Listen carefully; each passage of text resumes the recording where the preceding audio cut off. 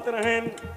कहाँ माघ बीता पूस बीता बीता ये गहनावा माघ बीता पूस बीता बीता ये गहनावा फागुन के महीना पिया लई आयन